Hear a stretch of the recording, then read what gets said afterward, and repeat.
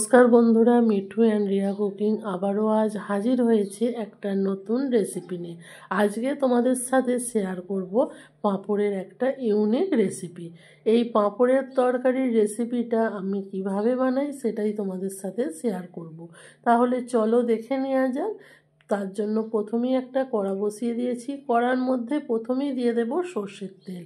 এখানে অনেকটা পরিমাণে সর্ষের তেল দিয়েছি। আর এখানে যে বড় বড় গোল গোল পাঁপড়গুলো হয় সেগুলোকে পিস করে নিয়েছি। দেখো, এবার এই পাঁপড়গুলোকে ভেজে নেব। তার জন্য এখানে তেলটা গরম হয়ে গেছে। এবার যে পাঁপড়ের কুঁচোগুলো করে রেখেছিলাম সেগুলো দিয়ে ভালো করে পাঁপড়গুলোকে আমি ভেজে নেব।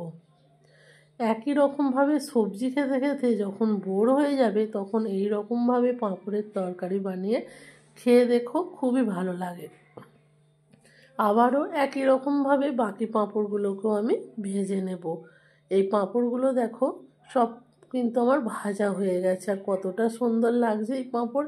এই পাঁপড়ের যে কোনো রেসিপি ভালো লাগে। আর কড়ার মধ্যে তেল আছে। এবার তেলের মধ্যে দিয়ে দেব কেটে রাখা আলু। এই আলুগুলোকে আমি একটু ডুমো ডুমো করে কেটে নিয়েছি। এবার আলুগুলোকে লাল লাল করে ভেজে নেব। আলুগুলো আমার এখানে ভাজা হয়ে গেছে। এবার আলুগুলোকে আমি তেল থেকে তুলে নেব। সমস্ত আলুটা আমার তেল থেকে তোলা হয়ে গেছে। দেখো, আলুগুলো এই রকমভাবেই ভাজতে হবে যেন 80% আমার আলুগুলো সিদ্ধ হয়ে গেছে। এবার তেলের মধ্যে দিয়ে দেব শুকনো লঙ্কার একটা তেজপাতাকে কেটে দিয়ে দিলাম।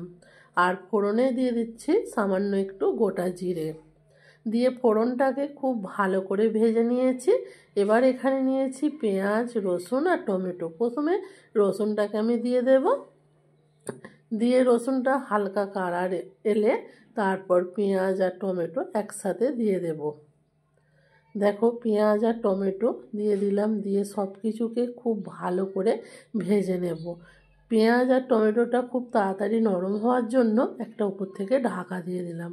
এবার ঢাকা খুলে দেখাচ্ছি, দেখো কতটা সুন্দরভাবে নরম হয়ে গেছে। আর পেঁয়াজের গায়ে কিন্তু কালার আসতে আরম্ভ হয়ে গেছে। এবার এখানে দিয়ে দিলাম 1/2 চামচ চিনি।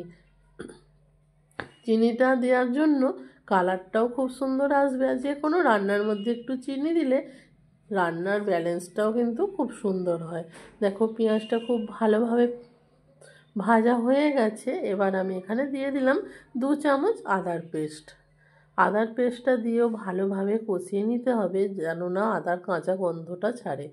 দেখো, মশলাটা খুব ভালোভাবে কষানো হয়ে গেছে। এবার এখানে দিয়ে দিলাম 1/2 চামচ হলুদ গুঁড়ো, 1/2 চামচ লঙ্কার গুঁড়ো। এখানে ঝালটা যে যেমন খাবে সেই রকম বুঝে দেবে। সামান্য একটু জিরে গুঁড়ো আর সামান্য একটু ধনে গুঁড়ো, এগুলো সব কিছু দিয়ে দিয়েছি। দিয়ে ভালোভাবে মশলাটাকে এবার কষিয়ে নেব। মশলাটা ভালোভাবে কষানোর জন্য সামান্য একটু জল দিয়ে দিলাম। দিয়ে ভালোভাবে মশলাগুলোকে কষিয়ে নিতে হবে। মশলা থেকে যখন তেল ছেড়ে বেরিয়ে আসবে তখনই কিন্তু বুঝে নিতে হবে মশলাটা আমার কষানো রেডি হয়ে গেছে।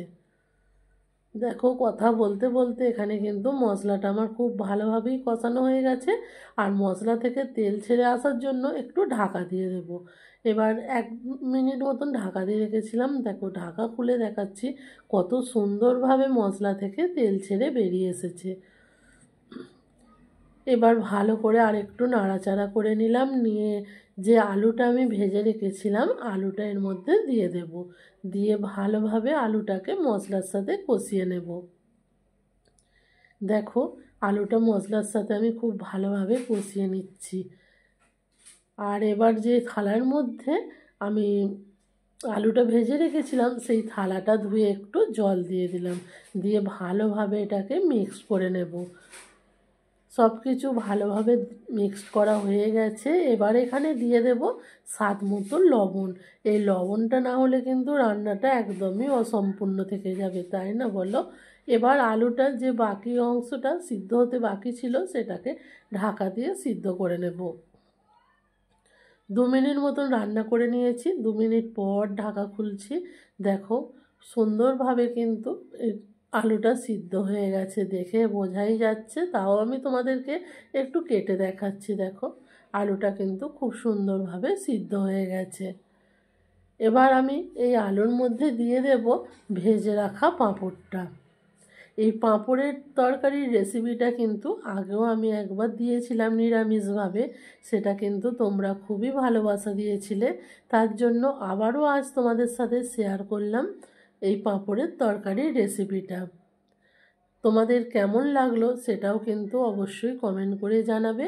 আর এই পাঁপড়ের তরকারিটা কিন্তু দুর্দান্ত হয়, যে কোনো দিনে তোমরা বানিয়ে এটা খেতে পারো। দেখো, কথা বলতে বলতে এখানে পাঁপড়গুলোকে আমি ভালোভাবে মিক্স করে নিয়েছি আর একটু ভালোভাবে ফুটিয়ে নেব, যাতে পাঁপড়টা খুব সুন্দরভাবে আলুর সাথে মিক্সড হয়ে যায়। এখানে কিন্তু একটু সামান্য গ্রেভি রাখবে, না হলে এটা ঢালার পর পাঁপড়টা কিন্তু গ্রেভিটা সমস্ত টেনে নেবে, একদমই শুকনো হয়ে যাবে। এবার আমি এখানে দিয়ে দেব হাফ চামচ গরম মশলার গুঁড়ো, আর গ্যাসের ফ্লেমটাকে অফ করে দিয়েছি।